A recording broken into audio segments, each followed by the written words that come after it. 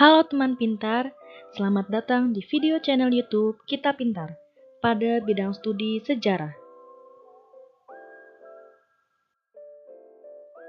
Nah, untuk pembahasan kita kali ini, karena kemarin kita telah membahas mengenai kerajaan Hindu-Buddha, pada kesempatan kali ini kita akan membahas mengenai kerajaan Islam di Indonesia. Sebelum itu, kita akan bahas mengenai teori masuknya Islam di Indonesia. Nah, di sini ada 4 teori. Yang pertama ada teori Gujarat. Teori Gujarat merupakan teori yang berasal dari India yang dikuatkan oleh Snodhurst yang dibawa oleh pedagang. Karena di sana ada pedagang dan juga ada pembeli, itu tuh Islam bisa masuk dan berkembang. Kemudian, peninggalan dari teori Gujarat itu ada batu nisan Malik As-Saleh dan juga ada makam Malik Ibrahim. Kemudian teori yang kedua ada teori Persia yang berasal dari Iran, dikuatkan oleh Husain Jajadiningrat. Nah, peninggalannya ada apa aja? Peninggalannya yang pertama ada peringatan 10 Muharram atau Asyura. Kemudian ada ajaran Sufi, atau kalau misalkan ada tari-tarian itu dinamakan dengan tari Sufi. Nah, dan juga ada upacara tabot. Untuk teori yang ketiga, ada teori Mekah, berasal dari Arab, yang dikuatkan oleh Buya Hamka. Peninggalannya ada yang pertama, penambahan gelar al, yang kedua ada adanya perkampungan Arab atau adanya perkampungan Islam, dan juga adanya persamaan mazhab. Nah, di sini banyak juga perkampungan Islam yang banyak kita jumpai di daerah manapun. Nah, yang keempat, teori yang keempat itu ada Cina, berasal dari Cina atau Tiongkok, yang dikuatkan oleh Kong Yuanzi. Peninggalannya ada masjid dengan arsitektur Tiongkok, ada juga gelar Raja Demak yang ditulis dengan istilah Cina. Nah, di sini banyak masjid, atau salah satunya ialah masjid di Gunung Jati. Itu arsitekturnya masih banyak yang menggunakan piring-piring dari Tiongkok atau dari Cina. Nah, dari keempat teori ini, menurut kalian mana sih yang paling bisa diterima oleh kalian? Silakan bisa dituliskan di kolom komentar ya. Selanjutnya, kita akan bahas mengenai saluran islamisasi. Di sini ada perdagangan. Nah, ketika perdagangan itu kan melibatkan hubungan antara pedagang dan juga dengan pembeli, di mana dari mulai zaman Hindu-Buddha juga sudah ada yang namanya perdagangan, dari mulai sistem barter, kemudian sampai sekarang kita berdagang atau kita melakukan transaksi sudah menggunakan cara-cara yang lebih praktis, yaitu dengan cara m-banking lah, atau pakai yang lain yang lebih canggih. Nah, kemudian yang kedua ada pernikahan. Pernikahan di sini contohnya Brawijaya V atau Raja Majapahit itu tuh udah agamanya Islam, menikah dengan Putri Champa yang berasal dari Tiongkok. Nah, sehingga memiliki anak yang bernama Raden Pata atau Raja Demak. Kemudian melalui pendidikan. Nah, pendidikan di sini bisa berasal dari mana saja. Bahkan ketika kita tidak sekolah pun, kita sudah mendapatkan pendidikan melalui orang tua kita, dari keluarga kita. Itu adalah cara yang paling mudah. Nah, kalau di sini selain dapat dari mana saja, bisa juga dilihat dari pondok pesantren, dari pembangunan masjid. Selanjutnya ada saluran dari kesenian. Nah, kesenian di sini berupa wayang, gamelan, kaligrafi, seni ukir, kitab, hikayat, tembang yang dibawa oleh Wali Songo. Wali Songo itu ada 9 ya, berasal dari kata Songo, artinya 9. Kemudian ada politik. Di sini adanya hubungan diplomasi atau adanya kerajaan-kerajaan. Dan yang terakhir adalah tasawuf atau ajaran ketuhanan. Contohnya adalah dakwah, ceramah, dan lain sebagainya.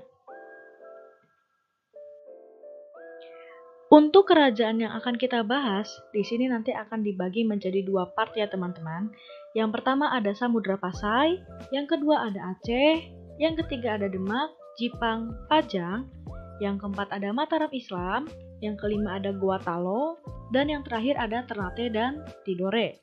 Untuk kesempatan kita kali ini, kita akan membahas mengenai 3 kerajaan terlebih dahulu. Samudra Pasai.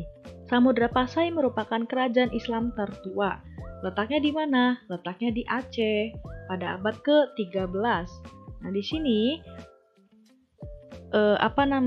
dia tuh menggunakan maritim atau kelautan dan juga ada agraris. Dilihat dari perkebunannya. Peninggalan dari kerajaan Samudra Pasai sendiri, di sini ada kronika Raja Pasai, ada tulisan di makam Nisan Malik As-Saleh, dan juga ada berita asing dari Marco Polo dan juga Ibnu Battuta. Nah, kita akan membahas mengenai alur atau raja-rajanya siapa aja ya. Yang pertama ada raja pertamanya, yaitu ada Merah Silu, atau nama lainnya adalah Sultan Malik As-Saleh. Awalnya, Sultan Malik As-Saleh ini bukan beragama Islam. Namun, ketika sudah menjadi agama Islam, namanya berganti menjadi Sultan Malik As-Saleh. Nah, ketika pemerintahan Merah Silu atau Sultan Malik As-Saleh, si Samudra Pasai sendiri menjadi pusat perdagangan yang terkenal. Kemudian menggunakan sistem barter. Nah, barter di sini merupakan transaksi jual beli sebelum adanya mata uang. Atau misalnya ketika saya punya cabai, dia punya bawang, itu bisa ditukar. Asal nilainya sama, asal nilainya adil dan tidak berat sebelah. Nah, komoditas perdagangannya itu ada pala, ada kapur barus, dan juga ada emas.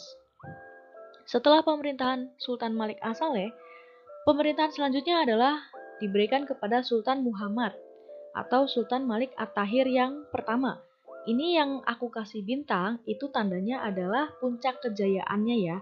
Nah, ketika pemerintahan Sultan Malik At-Tahir yang pertama, alat tukarnya udah bukan sistem barter lagi, tapi sudah ada pakai uang dirham. Kemudian Samudra Pasai menjadi pusat perniagaan penting, menjadi bandar perdagangan, dan komoditas utamanya adalah lada atau banyak menjual lada. Setelah pemerintahan Sultan Muhammad digantikan oleh Sultan Ahmad atau Sultan Malik At-Tahir yang kedua. Ketika pemerintahan Sultan Ahmad itu tuh beliau menjadi pusat penyebaran agama Islam.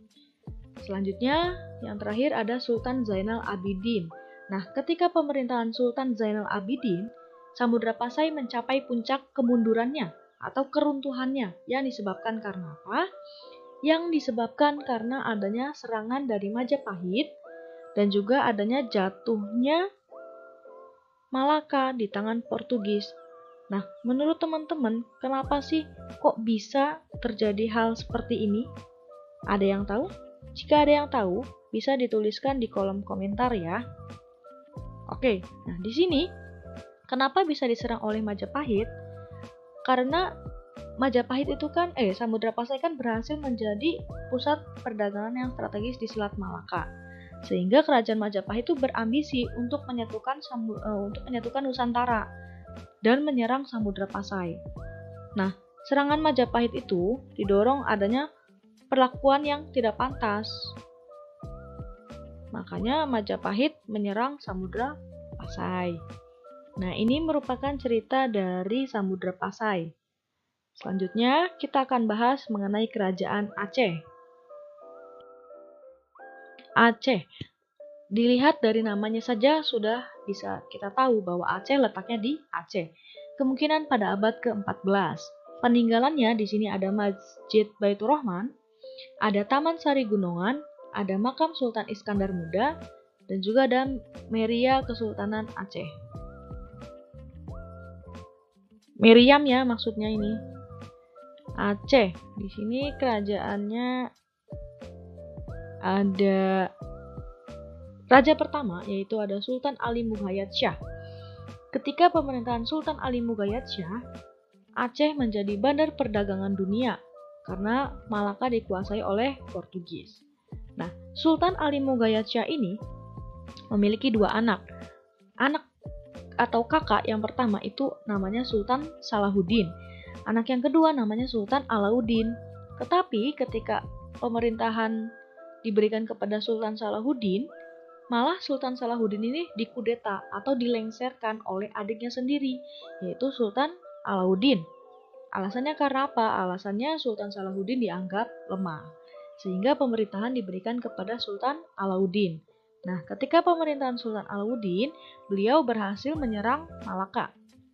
Setelah itu pemerintahan digantikan oleh Sultan Iskandar Muda. Nah, Aceh mencapai puncak kejayaannya ketika masa pemerintahan Sultan Iskandar Muda. Yang dibuktikan dengan apa? Dibuktikan dengan yang pertama, perdagangan itu semakin maju, kemudian memiliki armada perang yang kuat, kemudian berhasil memperluas wilayah, dan Aceh menjadi bandar transit yang menghubungkan pedagang Islam yang ada di barat. Setelah pemerintahan Iskandar Muda, digantikan oleh Sultan Iskandar Sani. Nah, ketika Sultan Iskandar Sani memimpin, ini tuh mencapai keruntuhannya atau kemunduran dari Aceh disebabkan karena apa? Karena wafatnya Sultan Iskandar Muda, kemudian Aceh juga diserang oleh Portugis, dan banyak wilayah yang memisahkan diri dari Aceh. Selanjutnya adalah Kerajaan Demak. Demak letaknya di Jawa Tengah, kemungkinan pada abad ke-15. Komoditas yang diperjualkan atau diperdagangkan, yang pertama ada beras, ada rempah, dan juga ada buah-buahan. Peninggalan dari Kerajaan Demak, yang pertama ada Masjid Agung Demak, ada Saka Tatal, ada piring campak, ada pintu bledek, dan juga ada sistus kolam wudhu. Nah, ini adalah silsilahnya. Raja pertamanya namanya adalah Raden Patah. Masih ingat Raden Patah itu siapa? Ya, Raden Patah adalah anak dari Brawijaya V yang merupakan Raja Majapahit yang menikah dengan Putri Campa yang berasal dari Tiongkok. Nah, setelah itu Raden Patah memiliki anak namanya Adipati Unus atau Pangeran Sabrang Lor. Kenapa bisa dikatakan sebagai Pangeran Sabrang Lor? Karena Adipati Unus ini berhasil menyeberangi Laut Utara Jawa yang bertujuan untuk apa? Bertujuan untuk mengusir Portugis yang ada di Malaka. Tetapi pemerintahan Adipati Unus ini hanya sebentar, hanya 3 tahun, yang dimulai pada tahun 1518 sampai 1521. Setelah itu diberikan kepada adiknya, yaitu Sultan Trenggono. Nah, ketika pemerintahan Sultan Trenggono, Demak mencapai puncak kejayaannya. Di sini aku kasih tanda bintang ya. Ketika Sultan Trenggono mencapai puncak kejayaannya, banyak wilayah-wilayah yang berhasil disatukan. Kemudian pemerintahan Sultan Trenggono ini dimulai pada tahun 1521 sampai 1546. Setelah itu, Sultan Trenggono meninggal dunia atau wafat. Sultan Trenggono punya anak namanya Sunan Prawoto. Dan Sultan Trenggono juga punya adik namanya adalah Pangeran Sekar Seda ing Lepen atau namanya adalah Pangeran Surowiyoto. Nah, di sini timbul kegalauan. Ketika Sultan Trenggono telah wafat, pemerintahannya harusnya diberikan kepada anaknya atau kepada adiknya. Karena sebenarnya yang tahta kerajaan itu diberikan kepada siapa? Nah, di sini mengalami kegalauan. Kemudian apa yang dipilih? Nah, sebagai anak, si Sunan Prawoto ini bersikeras untuk mendapatkan tahta kerajaannya. Tetapi sebagai adik dari Sultan Trenggono, ia juga menginginkan kerajaan tersebut. Sehingga di sini timbul perpecahan di mana anak dari Sultan Trenggono atau Sunan Prawoto itu membunuh Pangeran Surowiyoto atau membunuh omnya sendiri agar mendapatkan tahta kerajaan yang diturunkan oleh ayahnya. Akhirnya Sunan Prawoto membunuh Pangeran Surowiyoto dan Surowiyoto berhasil dibunuh. Sedangkan Pangeran Surowiyoto sendiri memiliki anak namanya Arya Penangsang. Nah, ketika Arya Penangsang mengetahui ayahnya telah dibunuh, Arya Penangsang tidak terima dong. Akhirnya Arya Penangsang pun membunuh Sunan Prawoto. Kalau misalkan hanya membunuh Sunan Prawoto saja, takutnya pemerintahan akan diberikan kepada Pangeran Hadiri atau Bupati Jepara. Sunan Prawoto memiliki adik namanya Ratu Kalinyamat. Nah, Ratu Kalinyamat ini menikah dengan Pangeran Hadiri.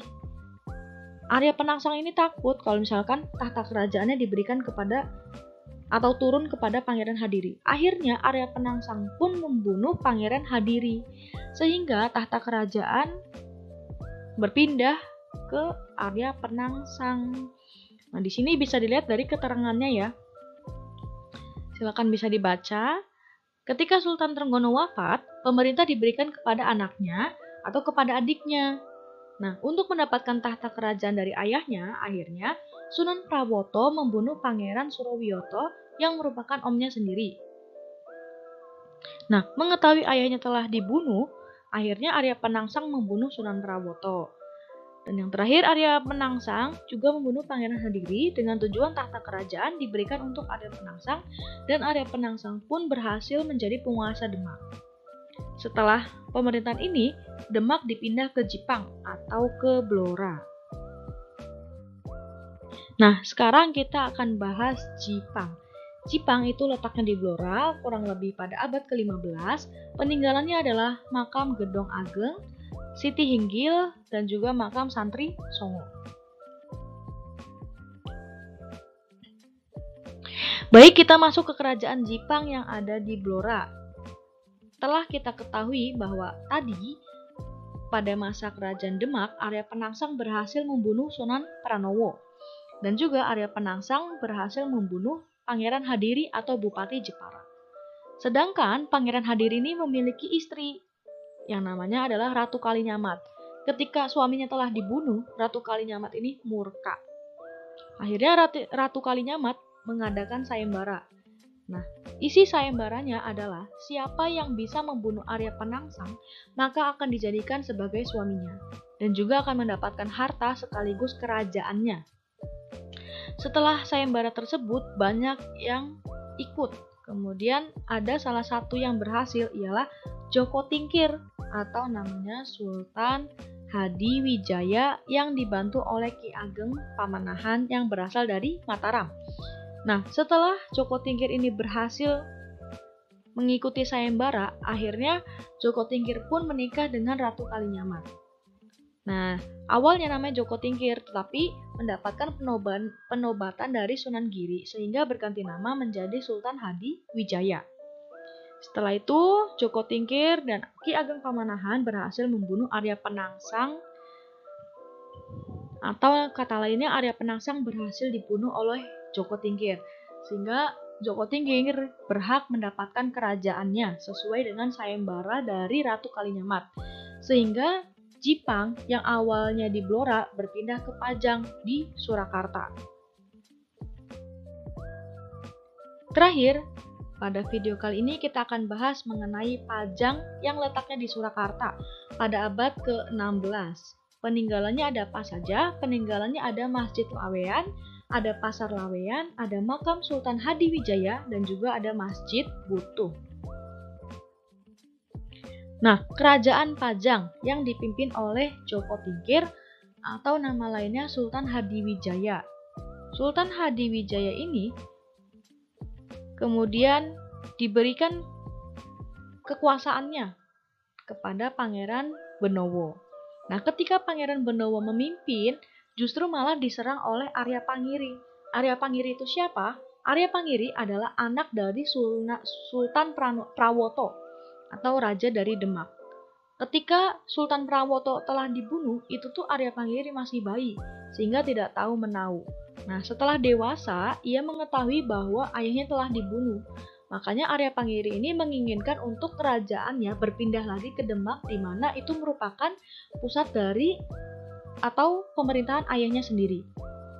Nah, setelah itu akhirnya Pangeran Benowo perang dengan Arya Pangiri, dan yang berhasil adalah Arya Pangiri, sehingga Arya Pangiri berhasil jadi raja. Nah, ketika pemerintahan Arya Pangiri, justru rakyatnya malah diabaikan, sehingga Pangeran Benowo tersingkir ke Jipang. Setelah mengetahui rakyatnya diabaikan, Pangeran Benowo tidak terima. Akhirnya Pangeran Benowo mengetahui bahwa sikap Arya Pangiri seperti itu dan meminta bantuan kepada Sultan Wijaya atau anak dari Ki Ageng Pamanahan. Kemudian melakukan perang dengan Arya Pangiri, dan Arya Pangiri berhasil dikalahkan sehingga bisa kembali ke Demak tanpa mengembalikan pemerintahan dari Pajang itu sendiri. Setelah itu, pemerintahan kembali lagi ke Pangeran Benowo. Tapi Pangeran Benowo memilih untuk menyebarkan agama Islam saja dan tidak mau melanjutkan jadi raja. Akhirnya pemerintahan terakhir dari Kerajaan Pajang ialah diberikan kepada Raja Sutawijaya atau anak dari Ki Ageng Pamanahan. Sehingga Kerajaan Pajang yang awalnya ada di Surakarta berpindah ke Mataram di Yogyakarta.